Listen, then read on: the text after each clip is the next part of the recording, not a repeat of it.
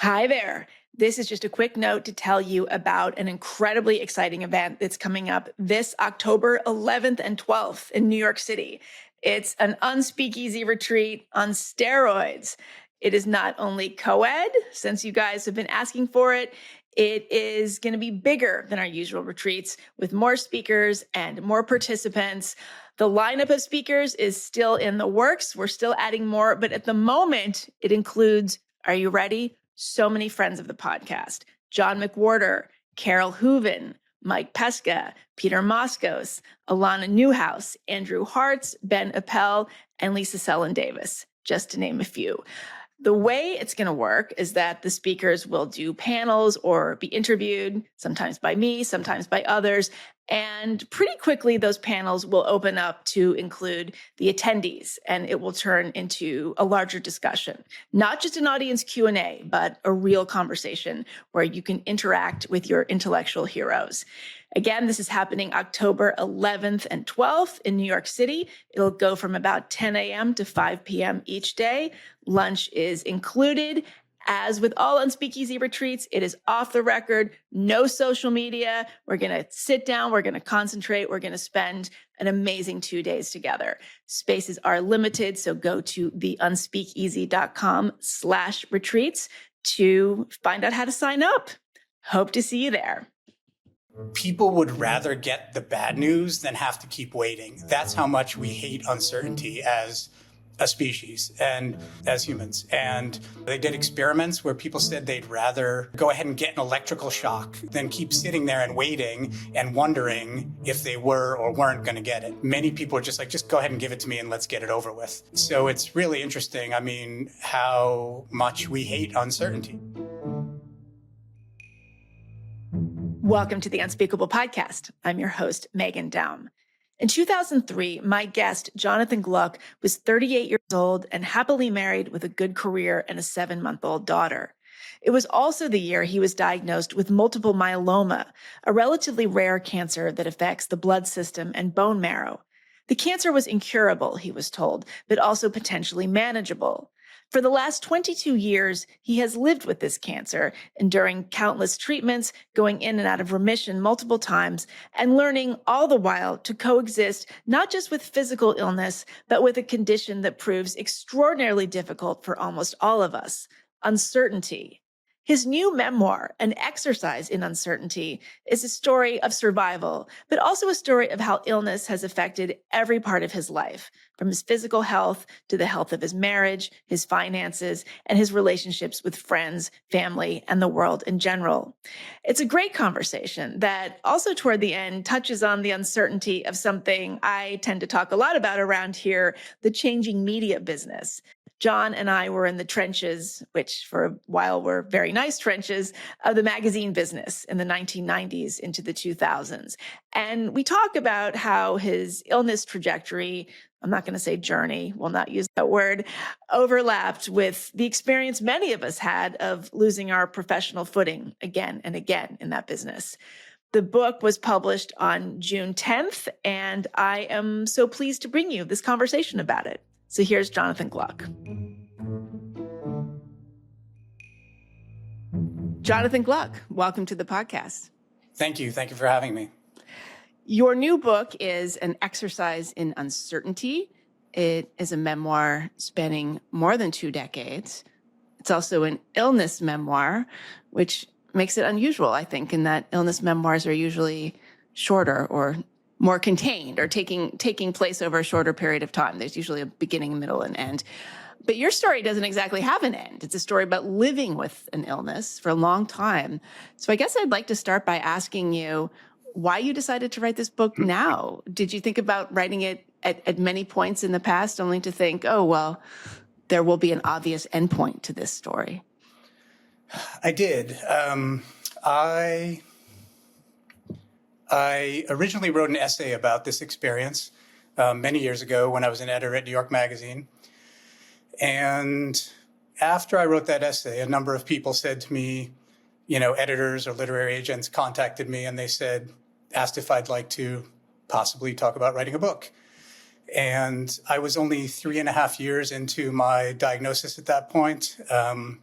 And I basically felt like I had said everything I had to say in the essay. So I said to people, that's lovely of you to ask. I appreciate it. But for the time being, I'm going to hold off and, I'll come back to you someday. I didn't know that would be 20 years, 16 and a half years later. But then a couple of funny things happened. One is, strangely enough, the 20th anniversary of my diagnosis kind of snuck up on me. I wasn't really aware of it until very shortly before it was about to happen, shortly in the scheme of things. And I thought, wow, that A, a lot has happened, a great deal has happened in the intervening 16 and a half years. And B, this anniversary kind of creates a reason for me to maybe revisit this. And not least of all, just from a storytelling point of view, it gave me an end point. And happily, I'm still here and we're here today. So I've obviously, gone on to live and enjoy my life, no less, past that 20-year point. But in terms of the book, it gave me a nice stopping point where I could say, like, okay, here's what's happened over these 20 years.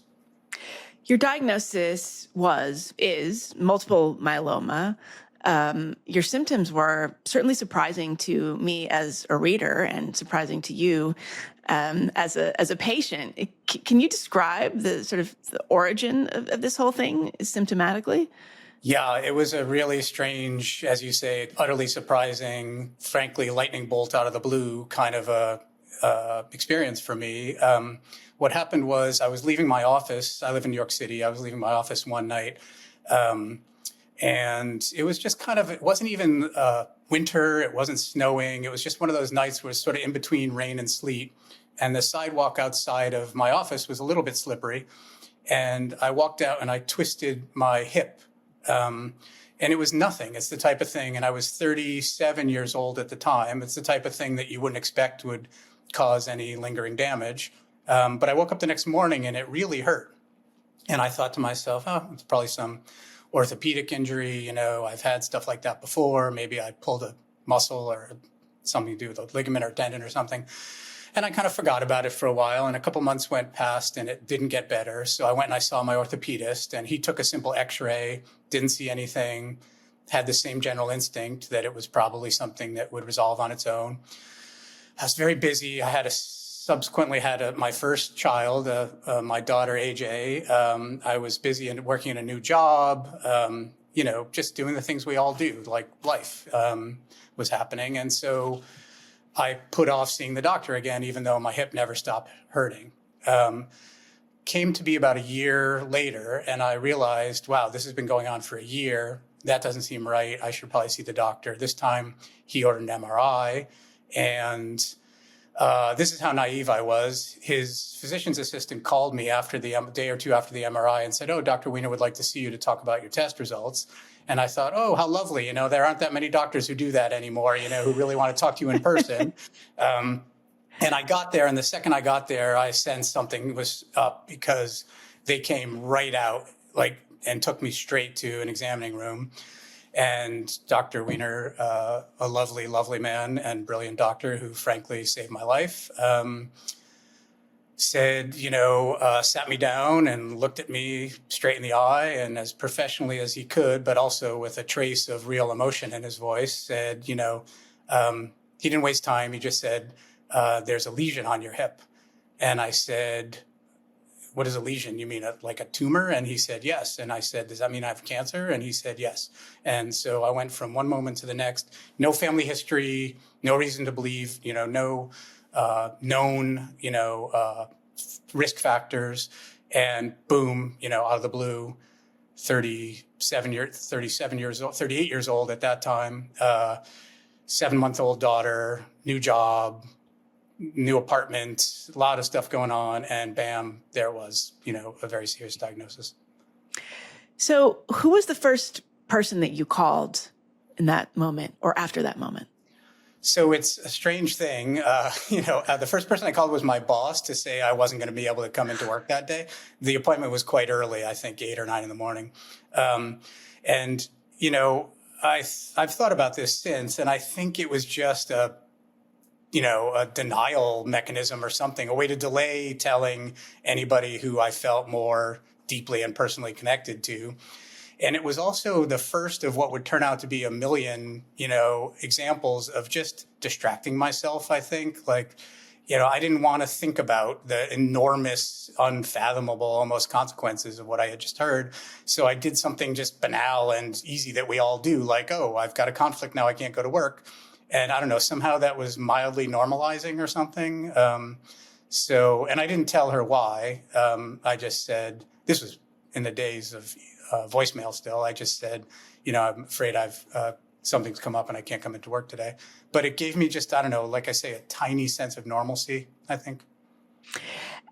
At one point, I don't know if it was the same day, I can't remember, you go to your therapist, which is such a New York City thing to do. What was that about? Yeah, I mean, it occurred to me that this was obviously an enormous thing to deal with emotionally, never mind physically, and that she was kind of perfectly positioned to help me. She's a trained professional. I had been working with her for a number of years already. We knew each other super well. I knew she was a very caring and sympathetic person. And I thought she would have good advice, or at the very least help me calm down a little so I could figure out what I wanted to do next. And it just seemed like a place where I could go and stabilize things, however momentarily, and not, again, have to talk to somebody who I knew I would, would be much more emotionally intense, my wife, first and foremost, other family members, friends, whoever. I think in retrospect, even just talking to you now, as I piece this together, I was like inching my way up to talking to somebody who I really felt would, hit home, and just looking for tiny little bridges to get there. So what was the conversation with your wife, Dee Dee, like when you ultimately had it? So one of the things Dr. Gohl, my therapist, suggested while I was there was, she said, do you want to ask Dee Dee? Because, of course, top of my list was, how on earth am I going to tell my wife? And she said, would you like to tell her here, invite her to come over? And so I called her and said, hey, I'm at Dr. Gohl's. Something very serious has come up. And I decided to come here. Can you come here right away? And I'll tell you more. And she, of course, said yes, and came over right away. And she knew something obviously very serious was up. So as she came into the room, and Dr. Gohl had a very traditional sort of couch that I used to lie on. But in this instance, I was just sitting there upright. And Dee Dee came and sat right next to me and just took my hand. She knew it wasn't going to be good. And I told her, and she just held my hand and said she was sorry, and, was ready to listen and help in any way she could. Did she ever tell you what she thought it might be? Was there sort of a list of scenarios going through her head, or did she assume it was an illness or something like that? Or, was there part of her that was like, oh my gosh, like, has he committed a crime? Or like, what was running through her head? That was a taste of my interview with author Jonathan Gluck. His new memoir, An Exercise in Uncertainty, was just published on June 10th. If you want to hear the rest of this conversation, and I think you do, it's pretty good, go to theunspeakablepodcast.com and become a paying subscriber. It's a great time to do that because in addition to being able to hear the rest of this conversation and every conversation on this podcast, you can be part of my book club for my book, The Catastrophe Hour. It is a collection of 14 essays. We are reading one essay per week for 14 weeks. This is reserved for paying subscribers who subscribe at the annual level, which is super easy to do. So go there and join the listener community and get in on those meetings. They're every Wednesday from 3 to 4 p.m. Eastern Time. I will be back next week with another super nuanced guest. Thanks for listening. See you then.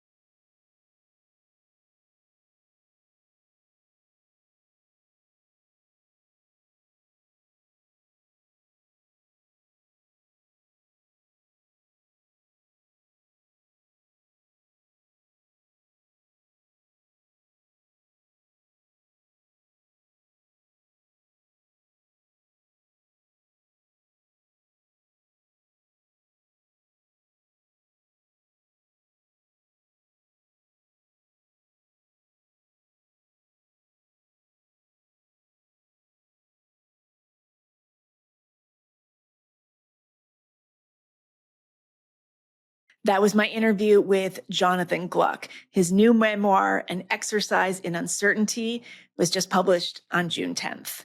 Speaking of books, are you a member of the Catastrophe Hour Book Club? This is the thing where I'm talking about my new book. It's a collection of essays. There's 14 of them. It's what are we doing? We're doing a weekly book club for 14 weeks. We're going to talk about one essay per week. It's happening on Wednesdays from 3 to 4 p.m. Eastern Time. Started on June 11th, and we are underway. What can I say? This is for paying subscribers of the Substack that subscribe at the yearly level. That's probably a lot of you. If you're just paying monthly, this is a great opportunity to just shift over to the yearly level, which is actually cheaper for you anyway. So to find out about that, go to theunspeakablepodcast.com or meghandaum.substack.com. It is a lot of fun. So I hope you'll do that. I also hope you'll check out information about our extreme Retreatapalooza, Unspeakeasy on Steroids, New York City event happening this October 11th and 12th in New York. Like I just said, we're going to have amazing guest speakers. This is going to be unlike anything we've ever done and probably anything you've ever experienced. So go to theunspeakeasy.com/retreats to find out about that. In the meantime, I will be back next week with another super nuanced guest. See you then.